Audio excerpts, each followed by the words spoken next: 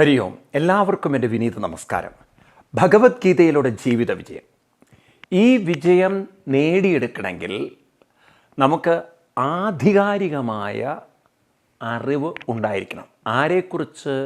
നമ്മളെക്കുറിച്ച്. ഗീത പഠിപ്പിക്കുന്നതെല്ലാം നമ്മളെക്കുറിച്ചുള്ള അറിവിനെക്കുറിച്ചാണ്. അല്ലാതെ ഗീതയിലെ ശ്ലോകങ്ങൾ വെറുതെ ബൈഹാർട്ട് പഠിക്കാനല്ല ഗീത പറയുന്നത്. നാം ആര്, നാം എന്ത്, നാം എങ്ങനെ എന്നൊക്കെയുള്ള ചോദ്യങ്ങൾക്ക് നമുക്കൊരു വ്യക്തത ഉണ്ടെങ്കിൽ മാത്രമേ നമുക്ക് ജീവിതത്തെ ഉയർത്താൻ സാധിക്കുകയുള്ളൂ. കാരണം മനുഷ്യനെ അറിയാതെ പോകുന്നതുകൊണ്ട് അവൻ്റെ പ്രകൃതം പലപ്പോഴും പ്രകൃതിയുടെ വികൃതിക്കനുസരിച്ച് സ്വാധീനിക്കപ്പെടുന്നു. അതായത് ഓരോ മനുഷ്യനിലും ഒരു ലോവർ നേച്ചറുമുണ്ട്, ഹയർ നേച്ചറുമുണ്ട്. നമ്മൾ പറയില്ലേ, വെറുതെ പ്രകോപിപ്പിക്കേണ്ട, ആളുടെ സ്വഭാവം അത്ര ശരിയല്ല, നിങ്ങളെന്നെ ദേഷ്യം പിടിപ്പിക്കരുത്, എൻ്റെ യഥാർത്ഥ സ്വഭാവം നിങ്ങൾ, എൻ്റെ തനി സ്വരൂപം നിങ്ങൾ കാണുമെന്നൊക്കെ നമ്മൾ പറയാറില്ലേ. അപ്പം മനുഷ്യൻ്റെ ഉള്ളിലുള്ള ലോവർ നേച്ചർ മനുഷ്യനെ മഹാനാക്കുന്ന ഹയർ നേച്ചർ. അപ്പം ഇതൊക്കെ നമുക്ക് മനസ്സിലാക്കാതെ നാം ജീവിച്ചാൽ പലപ്പോഴും സാഹചര്യങ്ങളുടെ സമ്മർദ്ദത്തിൽപ്പെട്ട് നാം അനാവശ്യമായി പ്രതികരിച്ച് ദുഃഖിച്ച് അനാവശ്യമായി എന്തെങ്കിലും സംസാരിച്ച് അവസാനം മാനസികമായി നമ്മൾ ഏറെ ക്ലേശങ്ങൾ അനുഭവിക്കും. അപ്പം നമ്മുടെ ഉള്ളിൽ നിന്ന് പോകുന്ന വാക്കുകൾ, അതിനെ നമുക്ക് ഫിൽട്ടർ ചെയ്യാൻ പറ്റുന്നൊരു ഇൻ്റലിജൻസ് ഇല്ല എങ്കിൽ പറഞ്ഞു പോയി കഴിഞ്ഞിട്ട്, പണ്ടാരോ പറഞ്ഞ പോലെ പറഞ്ഞ വാക്ക് എറിഞ്ഞ കല്ല്, അതുപോലെ നമ്മൾ കളഞ്ഞ സമയം, ഇതൊന്നും നമുക്ക് തിരിച്ചു കിട്ടാൻ പോണില്ല. ഒന്നും തിരിച്ചു കിട്ടാൻ പോണില്ല. ആരോഗ്യം നമുക്ക് തിരിച്ചു കിട്ടാൻ പോകണ്ട, തിരിച്ചത് പിന്നെ നമുക്ക് കുറേ മെയിൻറ്റെയിൻ ചെയ്തു പോവാം, മാനേജ് ചെയ്തു പോവാം. അപ്പോൾ നമ്മളെ കൊണ്ടു നടക്കേണ്ടത് നാം സാധാരണ മനുഷ്യന്മാർ കൊണ്ടു നടക്കുന്ന പോലെ കൊണ്ടു നടക്കരുത്. കാരണം അവരുടെ പ്രകൃതങ്ങൾക്ക് അടിമകളാണ്. സാഹചര്യത്തിൻ്റെ സന്ദർഭത്തിനനുസരിച്ച് അവരുടെ പ്രകൃതം മാറിക്കൊണ്ടിരിക്കും. അവർക്കൊരു മെച്വേർഡ് ബിഹേവിയർ ഇല്ല. പറയുന്നതിനെ ഫിൽട്ടർ ചെയ്യാൻ പറ്റുന്നില്ല.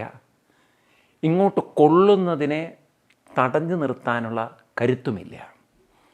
അപ്പം ഇങ്ങോട്ട് തൻ്റെ ജീവിതത്തിൽ വല്ലതും വാക്കുകളിലൂടെയോ പ്രവൃത്തികളിലൂടെയോ കിട്ടുമ്പോൾ പെട്ടെന്ന് പ്രക്ഷുബ്ധനായി തളരുന്നു, തകരുന്നു. അതുപോലെ തനിക്കും നിയന്ത്രണമില്ലാതെ പോകുമ്പോൾ തൻ്റെ പ്രവൃത്തിയും മറ്റുള്ളവർക്ക് വേദനയാകുമ്പോൾ അതും തന്നെ വേദനിപ്പിക്കുന്നു. പിന്നീട് കുറ്റബോധങ്ങൾ വരുന്നു, പശ്ചാത്താപം വരുന്നു. അപ്പം ഇതൊന്നും നമ്മുടെ ജീവിതത്തിൽ നമ്മുടെ നിയന്ത്രണത്തിലല്ല എന്നാണ് പലരും കരുതിയിരിക്കുന്നത്. ഗീത പറയുന്നു അല്ല, ഒക്കെ നമ്മുടെ നിയന്ത്രണത്തിലാക്കാവുന്നതാണ്. നാം അതിനെല്ലാം ഫിൽട്ടർ ചെയ്യാൻ കഴിവുള്ളവരാണ്. അതായത് പുറത്തേക്ക് പോകുന്നതിനെ ഇന്ന് സെൻസർ ബോർഡ് ചെയ്യുന്ന പോലെ നമുക്കൊന്ന് കണ്ടുപിടിക്കാം എന്താണ്. അടുത്തേക്ക് വരുന്നതിനെ നമുക്ക് തടഞ്ഞു നിർത്താനുള്ള കരുത്തും നമുക്ക് ആർജിക്കാം. അപ്പം നമുക്ക് ഫിൽട്ടർ ചെയ്യാനും അതുപോലെ തന്നെ ബ്ലോക്ക് ചെയ്യാനും ഒക്കെ ഉള്ളൊരു കഴിവ് നമുക്കുണ്ടാവണമെങ്കിൽ നാം ഒരു ഹയർ ലെവലിലേക്ക് മാനസികമായി ഉയർന്നിരിക്കണം. ആ ഉയർച്ചയാണ് കൃഷ്ണൻ ഇവിടെ 3-ാം അധ്യായത്തിലെ 28-ാം ശ്ലോകത്തിൽ നമുക്ക് കാണിച്ചു തരുന്നത്. ആ ശ്ലോകം നമുക്ക് നോക്കിക്കൊണ്ട് വായിക്കാം. ഒന്നുകൂടി നോക്കാം അതിൻ്റെ മീനിങ്. തത്വവിത്തു മഹാബാഹോ ഗുണകർമ്മ വിഭാഗയോ ഗുണാഗുണേഷു വർത്തന്ത ഇതി മത്വാ ന സജ്ജതേ. തത്വവിത്ത് നമ്മൾ കഴിഞ്ഞ ക്ലാസ്സിലും കണ്ടു. തത്വവിത്ത് എന്ന് പറഞ്ഞാൽ തത് ത്വം, ത്വം തത്, നീ അതാകുന്നു. ഞാൻ, ത്വം, ആരാണ് ഈ ഞാൻ? അതാകുന്നു. ഏത്? അപ്പം നമ്മൾ ഏതാകുന്നു? ഇപ്പം ശരീരം ഞാൻ ആണാകുന്നു, പെണ്ണാകുന്നു, അതാണോ? അല്ല. പിന്നെ ഏതാണ് നീ? ഞാൻ എന്താണ് എന്നത് ഈ ഒരൊറ്റ തത്വം എന്നുള്ള വാക്കിൽ കണ്ടുപിടിക്കാൻ പറ്റും. ഈ ശരീരമാണോ ഞാൻ? അല്ല. എന്തുകൊണ്ട്? ആ വാക്കിനെ ശ്രദ്ധിക്കൂ. അതാകുന്നു. ഇത് കാണാൻ പറ്റുന്നതാണ് ഈ ശരീരം. ഈ ശരീരം എല്ലാവർക്കും കാണാൻ പറ്റും. കാണാൻ പറ്റുന്നതിനെ നമ്മൾ അത് എന്ന് സൂചിപ്പിക്കാറില്ല. ഇത് നിങ്ങളുടെ കണ്ണിൻ്റെ മുമ്പിൽ, അല്ലെങ്കിൽ അയാൾ കാണാത്തൊന്നാണെങ്കിൽ നമ്മൾ പുറകിലാണെങ്കിൽ അത് കാണുന്നതിനെ നമ്മൾ ഇത് എന്നാ പറയുക. ഇത് നോക്കൂ, കാരണം ആളുടെ മുന്നിലുള്ളതാണ്. അപ്പം ഈ ശരീരം നമുക്ക് ഇതാണ് എന്ന് വെച്ചാൽ കാണാൻ പറ്റുന്നതാണ്. അപ്പം കാണാൻ പറ്റാത്ത അതാണ് നീ. അതെന്താ അത്? അതായത് കണ്ണടച്ചു കഴിഞ്ഞാൽ ഉള്ളിലേക്ക് നോക്കിയാൽ എന്നെ കാണാൻ പറ്റില്ല, ശരീരത്തെ കാണാൻ പറ്റും. ഞാൻ ആര്? ഞാൻ എന്ന് നമ്മൾ പറയുന്ന ഈ ഞാൻ ആദ്യമൊന്നും മനസ്സിലാവില്ല. കാരണം നമുക്ക് ഞാനെന്ന് പറയുന്നത് ശരീരമാണ്. എന്നാൽ ശരീരമല്ല ഞാനെന്ന് പറയുന്നത്. ഇനി അവിടെ മുതലൊന്ന് നമ്മൾ പരിശോധിക്കുക. ഉണർന്ന് കഴിഞ്ഞതിന് ശേഷമല്ലേ ഞാൻ പറയണത്. ആരാ ഉണർന്നത്? ഇപ്പം നിങ്ങൾ മനസ്സെന്ന് പറയും, മനസ്സുണർന്നു. ആ മനസ്സുണർന്നതിന് ശേഷമല്ലേ ഞാൻ എന്ന് പറയണത്. അതെ, ആ മനസ്സിൻ്റെ രൂപം ഏതാണ്? മനസ്സിന് രൂപമില്ല. അപ്പം നിങ്ങൾ ചിലപ്പം പറഞ്ഞേക്കാം ബ്രെയിന് രൂപമുണ്ടല്ലോ, ബ്രെയിനാണ് മനസ്സെന്നാണ് പലരും തെറ്റിദ്ധരിക്കുന്നത്. സുഹൃത്തുക്കളെ, ഒന്ന് മനസ്സിലാക്കൂ, ഈ ബ്രെയിൻ എന്ന് പറയുന്നത് ശരീരത്തിൻ്റെ ഭാഗമാണ്. നമുക്കൊരിക്കലും നമ്മൾ ഞാനെന്ന് പറയുമ്പോൾ നമ്മുടെ തലയിലേക്കല്ല നമ്മൾ നോക്കുന്നത്, നെഞ്ചിലേക്ക്. എവിടേക്കാണ് നോക്കുന്നത്? ഞാൻ. അതുകൊണ്ടാണ് നമ്മൾ അറിയാതെ ഞാൻ റെഡിയാണ്, ഞാൻ ചെയ്തിരിക്കും. ആരും ഇങ്ങനെ പറഞ്ഞില്ലേ ഞാൻ. നമ്മളെപ്പോഴും എന്നെയും കൂടെ കൂട്ടണം, എന്നോട് പറഞ്ഞാൽ മതി, എനിക്ക്, എൻ്റെ, ഇതൊക്കെ ഇവിടെയാണ്. നിങ്ങളാരും കണ്ടോ? എന്നോട് പറഞ്ഞാൽ മതി, ഞാൻ ചെയ്തോളാം. ഞാൻ ആരും തല തൊട്ടിട്ടില്ല. നെഞ്ചു തൊട്ട് സത്യം ചെയ്യാം. പിന്നീട് തല തൊട്ടു എന്നൊക്കെ പറയാറുണ്ടെങ്കിലും നെഞ്ചു തൊട്ട് സത്യം ചെയ്യാം. ഈ ഭാഗത്ത് നമ്മൾ തൊടുന്നു. ഞാൻ, ബ്രെയിൻ ഇവിടെയല്ലല്ലോ. അപ്പം ഞാനും ഈ ഭാഗവും തമ്മിൽ എന്താ ബന്ധം? ബ്രെയിൻ തലയിലല്ലേ, ഇവിടെ ബ്രെയിൻ ഉണ്ടെന്ന് ആരെയും പറയോ? ഇവിടെ നിങ്ങളുടെ ലങ്സ് അല്ലേ. അപ്പോൾ തലച്ചോറല്ലാത്ത എന്തോ ഒന്ന് നമ്മളെ ഞാനെന്ന് പറയിപ്പിക്കുന്നില്ലേ, പ്രേരിപ്പിക്കുന്നില്ലേ? അതെന്താണ്? അതൊന്നും തന്നെ മനസ്സിലാക്കാമല്ലോ. നമ്മളിപ്പോൾ വലിയ സയൻസ് ഒന്നും പഠിച്ചില്ലെങ്കിലും ഈ തരം പ്രക്രിയ കൊണ്ട് തന്നെ നമുക്ക് മനസ്സിലാവും. ഒരു കുട്ടി അമ്മയുടെ ഗർഭപാത്രത്തിലെത്തി 3-ാമത്തെ മാസമൊക്കെ ആകുമ്പോഴാണ് അത്രയും ബ്രെയിനൊക്കെ ഡെവലപ്പ് ചെയ്യുന്നത് കുട്ടിയുടെ. പക്ഷേ ജീവൻ ആദ്യ മാസം മുതലില്ലെങ്കിൽ ശരീരം വലുതാകുമോ? ശരീരം പരിണാമം സംഭവിക്കുമോ? അപ്പം ആ ജീവനെന്ന് പറയുന്നത് മനസ്സുകൂടി ചേർന്നതല്ലേ? കാരണം മനസ്സില്ലെങ്കിൽ നമ്മൾ ജീവശവെന്ന് വിളിക്കും. കാരണം പിന്നെ ആ വ്യക്തിക്ക് ലോകവുമായിട്ട് യാതൊരു ബന്ധവുമില്ല. അപ്പോൾ ആ മനസ്സെന്ന് പറയുന്ന ചിന്തകൾ, ബോധചിന്തകൾ പ്രാണനോടുകൂടി ചേരുമ്പോഴാണ് നാം ജീവനെന്ന് പറയുക. അല്ലാത്തൊരു ജീവനും ഇതിൻ്റെ അകത്തില്ല. ബോധചിന്തകളും പ്രാണനും ചേർന്ന അവസ്ഥയാണ് ജീവൻ.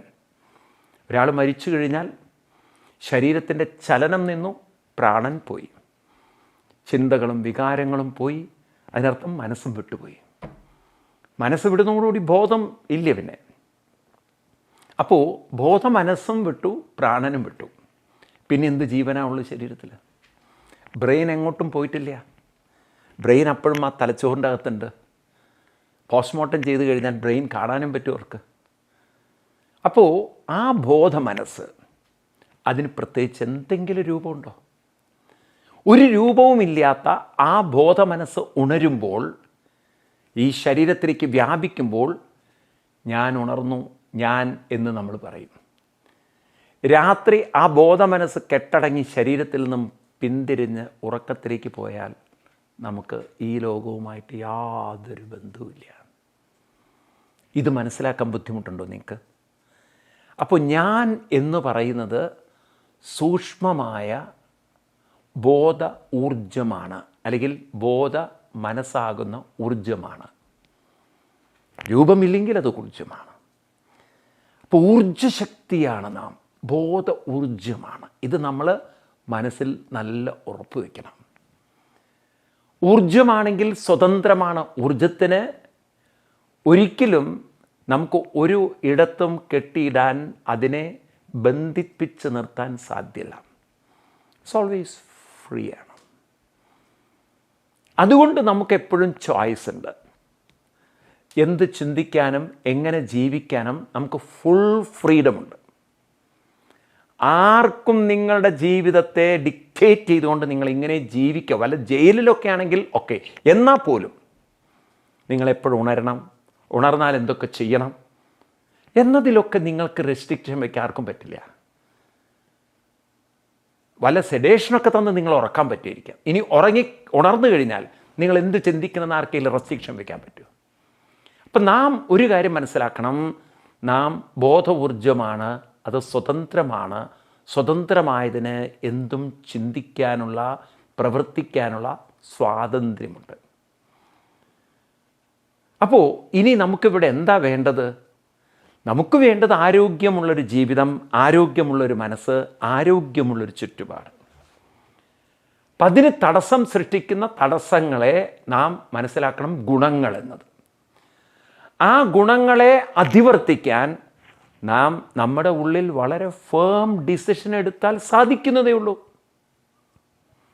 രാവിലെ കൃത്യനിഷ്ഠമായി നിങ്ങൾ എണീക്കുന്നു, നിങ്ങളുടെ അനുഷ്ഠാനങ്ങൾ നിങ്ങൾ ചെയ്യുന്നു.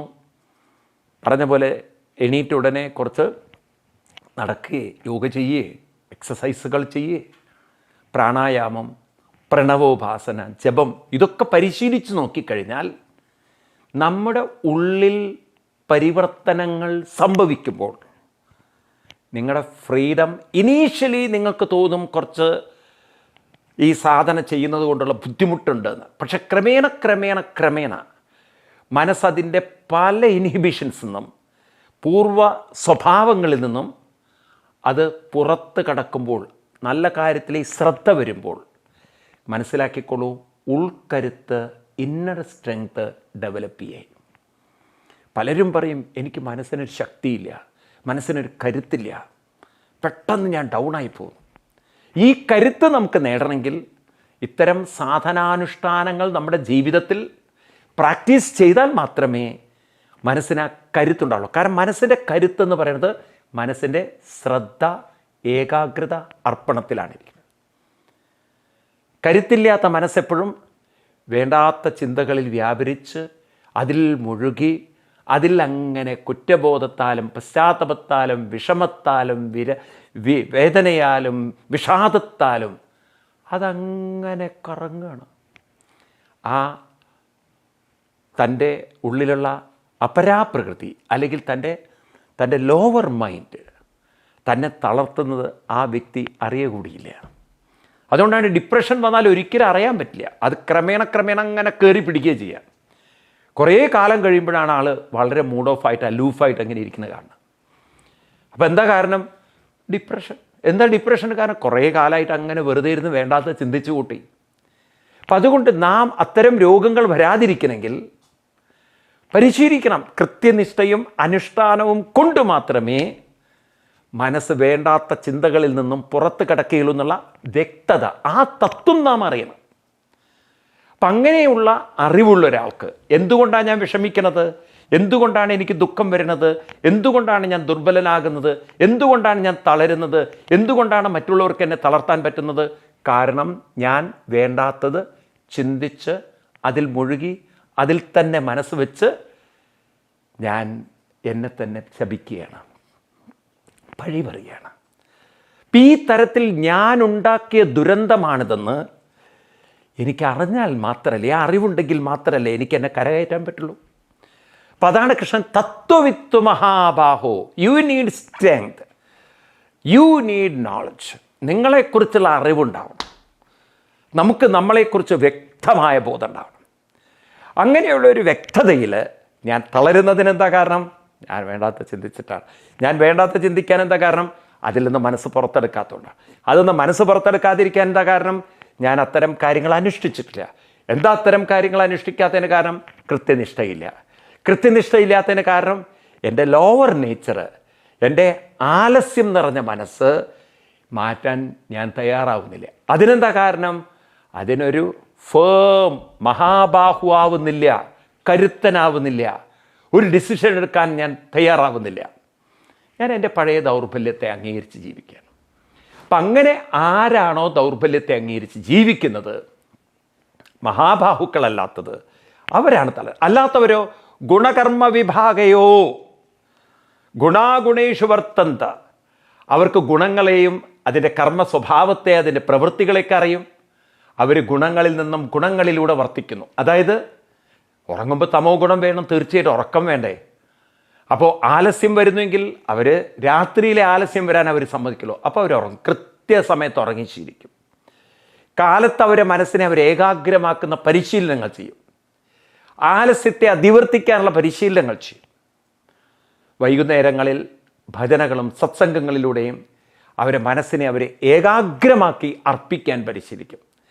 ഇങ്ങനെ ഗുണങ്ങളിലൂടെ വർക്ക് ചെയ്യുക പറഞ്ഞാൽ ഓരോ ഗുണത്തെയും അതിവർത്തിക്കാനുള്ള പരിശീലനങ്ങൾ ചെയ്തുകൊണ്ട്, നിരന്തരം പ്രാക്ടീസ് ചെയ്തുകൊണ്ട് ഒരാൾ പ്രാക്ടീസ് ചെയ്യുമ്പോൾ ന സജ്ജതേ, ആ മനസ്സൊരിക്കലും ഒരു പ്രശ്നത്തിലും ന സജ്ജതേ പോയി ഒട്ടിപ്പിടിക്കുന്നില്ല, ദുർബലമാകുന്നില്ല. അത് മറ്റു പ്രശ്നങ്ങളാൽ ഒരിക്കലും തളരുന്നില്ല. അപ്പം നമുക്ക് പരീക്ഷണങ്ങൾ വരും, പ്രലോഭനങ്ങൾ വരും, പ്രതിസന്ധികൾ വരും. അത് മനസ്സിനെ തട്ടുന്നത് ദുർബല മനസ്സ് അത്തരം കാര്യങ്ങളിൽ ആകർഷിക്കപ്പെടും. നമ്മൾ വിഷമങ്ങളും ദുഃഖങ്ങളും വരുമ്പോൾ അത് തന്നെ ആവർത്തിച്ച് കുറേ കഴിഞ്ഞാൽ ഒരു വിഷാദിയായിത്തീരുന്നു, ഒരു ഊർജ്ജമില്ലാത്തവനായിത്തീരുന്നു. നാം ഉണ്ടാക്കി വെച്ച പ്രശ്നമാണ്. ഈശ്വരാനുഗ്രഹം ഉണ്ടാവണമെങ്കിൽ കൃത്യനിഷ്ഠയും അനുഷ്ഠാനം കൂടിയേ തീരും. അപ്പം അതുകൊണ്ട് ജീവിതം എന്ന് പറയുന്നത് നിങ്ങൾ വിചാരിക്കരുത് നിങ്ങളുടെ കൈകളിൽ ഇരിക്കുന്നതാണ്. അതിരിക്കണമെങ്കിൽ, അത് ഇരുത്തണമെങ്കിൽ അതിനെ ഇരിപ്പൊറപ്പിക്കാൻ പറ്റുന്ന പരിശീലനങ്ങൾ നിർബന്ധമാണ്. പരിശീലനത്തിലൂടെ മാത്രമേ പരിവർത്തനമുണ്ടാവുള്ളൂ എന്ന് കൃഷ്ണൻ നമുക്ക് ആവർത്തിച്ച് ഓർമ്മിപ്പിക്കുകയാണ്. അതുകൊണ്ടാണ് തത്വവിത്ത് മഹാബാഹോ, നമുക്ക് വളരെ വ്യക്തത വേണം. എൻ്റെ ബോധമനസ്സ് വേണ്ടാത്ത കാര്യങ്ങൾ ചിന്തിച്ചിരുന്നാൽ ഞാനും എൻ്റെ മനസ്സിനെ ദുർബലമായത് ചിന്തിച്ച് ഞാനും ദുർബലതയിലേക്കാണ് പോകുന്നത്. അപ്പം ഞാൻ എന്ത് ചിന്തിക്കുന്നോ അതിനനുസരിച്ച് എൻ്റെ വ്യക്തിത്വം രൂപപ്പെടുന്നു. അതുകൊണ്ട് തത്വവിത്ത് മഹാബാഹോ, തത്വവിത്തുക്കളായിട്ടുള്ള ആളുകൾ ഗുണാഗുണേഷു വർത്തന്ത, അവരോരോ ഗുണത്തിലൂടെയും വർത്തിക്കുന്നു. അത് തമോ ഗുണം, ആലസ്യം വരും തീർച്ചയായിട്ടും, പക്ഷെ അവരതിൽ കുരുങ്ങാൻ അനുവദിക്കുന്നില്ല, അവരതിൽ നിന്ന് പുറത്ത് കടക്കാൻ ശ്രമിക്കുന്നു. രജോ ഗുണം വരും, അപ്പോഴവർ ആ മനസ്സിനെ അവർ പുറത്ത് കൊണ്ടുവരാൻ ശ്രമിക്കുന്നു. എന്ന് വെച്ചാൽ ഒരു അസ്വസ്ഥതയിലേക്ക് അവർ വീഴാൻ അനുവദിക്കുന്നില്ല. സത്വഗുണം വരുമ്പോഴും അവരവരുടെ പ്രവൃത്തികൾ ഭംഗിയായിട്ട് ചെയ്യുമ്പോഴും ആരെങ്കിലും വിമർശിച്ചാൽ, കുറ്റപ്പെടുത്തിയാൽ അവരതിലും ഒരു ന്യൂട്രലൈസ്ഡ് മനസ്സ് കീപ്പ് ചെയ്യുന്നു. ഇങ്ങനെ നാം ജീവിതത്തിൽ തത്വത്തെ ഉൾക്കൊണ്ടുകൊണ്ട് ഇതിനെല്ലാം കാരണം എൻ്റെ സ്വതന്ത്രമായൊരു മനസ്സാണെന്നും ആ സ്വതന്ത്രമായ മനസ്സിനെ ഞാൻ അതിൻ്റെ സ്വാതന്ത്ര്യത്തെ വേണ്ട വിധത്തിൽ വികസിപ്പിച്ച് പ്രയോജനപ്പെടുത്തിയാൽ മാത്രമേ എനിക്ക് പരിവർത്തനം ഉണ്ടാകുള്ളൂ എന്ന വ്യക്തത. ഇത് ഞാൻ പറയണത് നിങ്ങൾ നല്ലവണ്ണം തലയിൽ ഉറപ്പിക്കുക. എന്താ ദുഃഖത്തിന് കാരണം? എൻ്റെ മനസ്സാണ്. എങ്ങനെ ദുഃഖങ്ങളെ മാറ്റുക? മനസ്സിൻ്റെ ചിന്തകൾ മാറ്റുക. ഇത്രയേ പഠിക്കേണ്ടുള്ളൂ. നിങ്ങൾക്ക് കാണാൻ പറ്റും വലിയൊരു മാറ്റം നമ്മുടെ ജീവിതത്തിൽ സംഭവിക്കുന്നത്. അപ്പം നമുക്ക് ആ മനസ്സിൽ ചോയ്സ് ഉണ്ട്, ഫ്രീഡം ഉണ്ട്, മനസ്സിൽ നമുക്ക് കരുത്തുണ്ട്, ശക്തിയുണ്ട്, കഴിവുണ്ട്. അപ്പം അത്തരത്തിൽ മനസ്സിനെ മാറ്റിയെടുക്കാൻ നിങ്ങൾ വിചാരിക്കരുത് വെറുതെ ഇരുന്നാൽ അങ്ങ് മാറി വരില്ല. പരിശീലനം തന്നെ വേണം. അങ്ങനെ ഗുണാഗുണേഷു വർത്തന്തേ, എന്നിട്ട് നാം ഗുണങ്ങളിലൂടെ കടന്നു പോകുമ്പോൾ ഇതിമത്വാന സജ്ജതേ, ആരും അങ്ങനെയുള്ളവരൊന്നും ഒരിക്കലും അതിൽ അതിൽ അലസമായി കുരുങ്ങി അതിൽ പെട്ടുപോയി ജീവിതം താളം തെറ്റിക്കുന്നില്ല. ഇപ്പം നമ്മൾ പ്രത്യേകിച്ച് നിങ്ങളോടൊക്കെ എനിക്ക് പറയാനുള്ളത്, കുടുംബജീവിതം നയിക്കുന്നവർ, ഔദ്യോഗിക ജീവിതം നയിക്കുന്നവർക്കൊക്കെ ഓരോരോ പ്രശ്നങ്ങൾ ഉണ്ടായേ പറ്റുള്ളൂ. നിങ്ങൾ വിചാരിക്കുന്നത് ഒരു പ്രശ്നമില്ലാത്ത മനുഷ്യൻ ലോകത്തിലുണ്ട് എന്ന്. ഉണ്ടെങ്കിൽ അവർ ഫോട്ടോയിലിരിക്കുന്നവർ മാത്രവും. ജീവനോടുകൂടി ഇരിക്കുന്നുണ്ടോ അവർക്ക് പ്രശ്നങ്ങൾ ഉണ്ടായിട്ടുണ്ടാകും. ഫോട്ടോയിലിരിക്കുന്നവർക്ക് ഒരുപക്ഷെ മറ്റുള്ളവരൊക്കെ പ്രശ്നങ്ങൾ കണ്ടാലും അവരങ്ങനെ പുഞ്ചിരിച്ച് അനുഭവിക്കുകയും കുറേ കാലം ഞാനും അനുഭവിച്ചാണ്. പിന്നെ അവർക്കും അറിയാം ഒരു ദിവസം നിങ്ങളും ചുമരിൽ തൂങ്ങുന്നുള്ളത്. ഇനി ഉള്ള കാലം തൂങ്ങുമെന്നറിയില്ല. കാരണം ഇപ്പോഴത്തെ ചുമരുകളൊക്കെ ഇപ്പോൾ പണ്ടത്തെ പോലുള്ള ചുമരുകളല്ല, 3D ചുമരുകളും നല്ല വില കൂടിയ പെയിൻ്റൊക്കെ ഉള്ളതുകൊണ്ട് അവർ വിചാരിക്കും എന്തിനീ കാരണം അവരെ അവിടെ കയറ്റിയിരിക്കണം, എന്തായാലും നമ്മുടെ ആൽബത്തിലുണ്ടല്ലോ അത് മതിയെന്ന്. പിന്നെയൊക്കെ നമ്മുടെ ആപ്പിലുണ്ട്, എന്തായാലും ആൾ നമ്മുടെ ജീവിതം ആപ്പിലാക്കിപ്പോയി, എന്നാൽ ഇനി ആപ്പിലിരിക്കട്ടെ, ആപ്പിലാക്കി നമ്മളവിടെ വയ്ക്കും.